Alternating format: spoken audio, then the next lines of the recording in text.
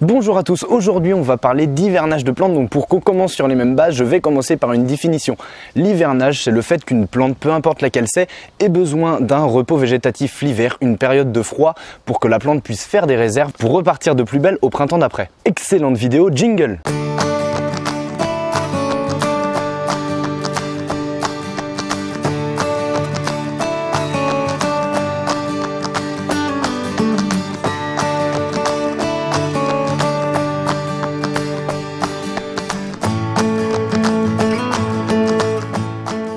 Tu viens de t'acheter une plante carnivore, une Sarracenia, une Dionée ou une Drosera et tu ne sais pas quoi faire de ta plante à l'approche de l'hiver. Cette vidéo est faite pour toi puisqu'aujourd'hui, je vais vous parler de l'hivernage des plantes. Qu'est-ce qu'on fait avec sa plante carnivore à l'approche de l'hiver? Est-ce qu'il faut la rentrer dans la maison? Est-ce qu'il faut placer du plastique bulle autour du pot? Est-ce qu'il faut la mettre dans un plus gros pot? On va aborder tout ça dans la vidéo. Lorsque j'ai débuté dans les plantes carnivores, je pensais que les plantes carnivores étaient des plantes d'intérieur, qu'elles étaient frileuses et du coup, autour de chaque pot, j'installais du plastique bulle histoire de couvrir un petit peu les racines du froid, de pouvoir faire en sorte de garder cette chaleur au niveau des racines pour que la plante ne gèle pas.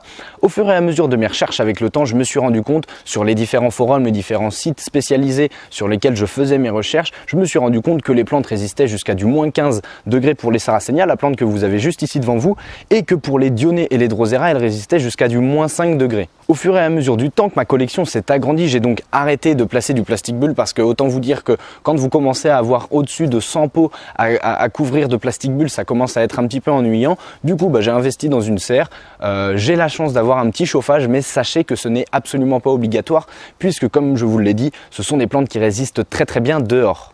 À l'approche de l'hiver, en plus de protéger les racines, il est également possible de nettoyer votre plante. Là, vous le voyez bien, toutes les urnes de Sarracenia sont sèches. C'est un phénomène qui est tout à fait naturel. À l'approche de l'hiver, comme je vous le disais, les plantes entrent en repos végétatif et donc les urnes sèchent. Phénomène naturel, donc pas d'inquiétude si votre Sarracenia ressemble à ça.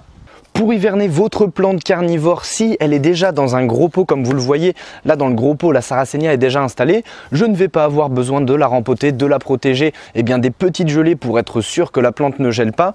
Du coup j'ai juste besoin de la tailler.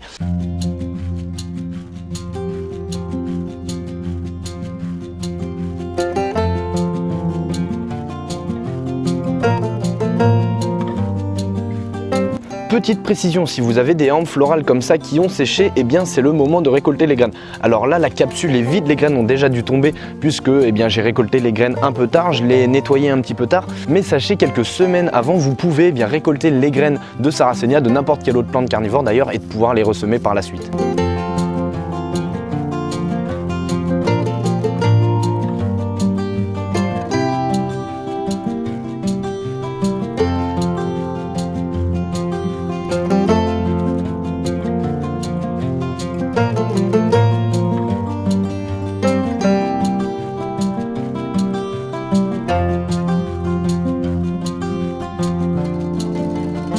Lorsque vous avez fini de tailler les urnes, c'est bon, la plante est prête à passer l'hiver dehors. Alors oui, effectivement, celle-ci, comme vous le voyez, il reste des petites feuilles vertes.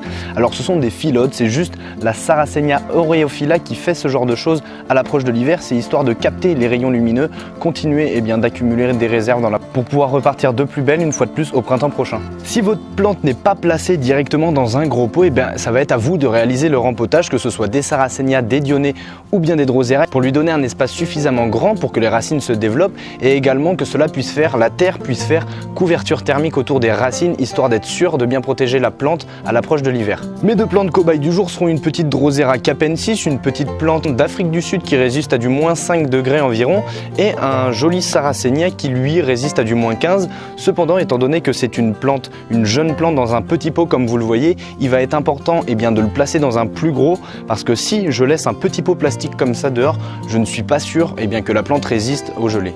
Si vous avez regardé mes précédentes vidéos YouTube, je pense que normalement vous savez faire un rempotage, mais bon, pour être prévoyant, je vais quand même vous montrer comment est-ce qu'on réalise un rempotage de deux jeunes plantes pour pouvoir ensuite placer le pot dehors et être sûr que les plantes passent l'hiver tranquillement. Pour le rempotage, je dispose donc une petite couche de tourbe mélangée à de la perlite au fond, non humidifiée au préalable. Alors là, je vais venir gentiment appuyer sur le pot. On peut enlever l'ancienne terre qu'il y a autour, un petit peu. Voilà, vous pouvez également décoller un petit peu la terre qu'il y avait des racines, histoire que les racines puissent bien se développer. Vous positionnez, alors mince, voilà, il y a une urne qui s'est cassée, c'est pas grave, de toute façon elle repartira. Vous positionnez donc la première Sarracenia juste ici. Vous faites en sorte que le bourgeon se situe au niveau de la hauteur du pot, histoire que lorsqu'on mettra de la terre, ça soit égalisé sans qu'il soit non plus enfoncé dans la terre. On prend la seconde plante, on retourne le petit pot, on n'hésite pas à tapoter dessus également.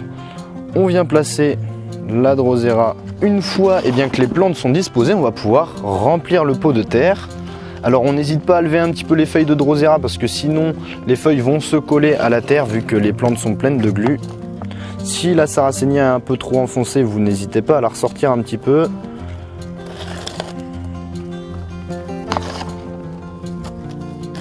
Alors pour l'instant, comme vous le voyez, ça bouge, mais vous inquiétez pas, quand toute la terre sera bien disposée, les plantes seront bien empotées et ça ne risque plus de bouger.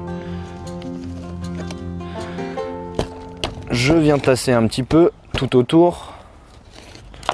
Voilà, une fois que la tourbe est globalement égalisée, on revient de tasser un petit peu. On ressort la Sarracenia s'il y a besoin.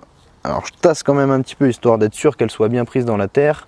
J'égalise et ensuite, dernière étape, avant de placer la plante directement à baigner dans de l'eau, on va venir vaporiser le dessus du substrat histoire de faire un appel de l'eau qui sera en dessous pour que l'eau remonte par capillarité.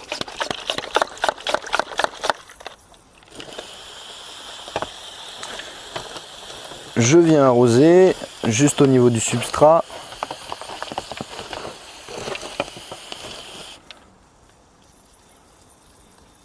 Maintenant que votre petite composition est prête, vous n'allez plus qu'à avoir à tailler les urnes comme je l'avais fait avec la plus grosse Sarracenia. Donc là il y en a seulement une, alors celle-ci est un petit peu de travers, je pourrais la couper mais on va la laisser histoire qu'il y ait quand même un petit peu de feuilles.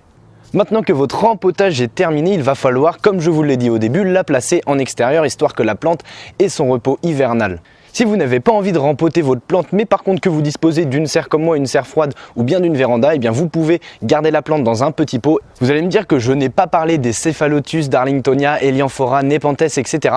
Effectivement, je n'en ai pas parlé parce que ce sont des plantes qui sortent un petit peu de l'ordinaire, des plantes un petit peu plus compliquées à cultiver. Ce qu'il faut savoir, c'est que lorsque j'ai débuté avec Cephalotus, Darlingtonia et Elianthora, je protégeais le pot, donc je mettais du plastique bulle. C'est quelque chose que vous pouvez donc faire, mettre du plastique bulle autour du pot de vos Cephalotus, Darlingtonia, Elianthora pour pouvoir bien les protéger du froid. Si vous avez cependant une Nepenthes, je vous conseille de la laisser en intérieur, de la laisser dans votre maison ou bien votre appartement et de continuer à brumiser le feuillage parce que ce sont des plantes qui n'ont pas besoin de repos hivernal. Cela fait plus de 10 ans que je collectionne, cultive et que je suis passionné par les plantes carnivores, donc autant vous dire que j'ai testé un petit peu pour les Cephalotus, Darlingtonia, Elianthora, etc.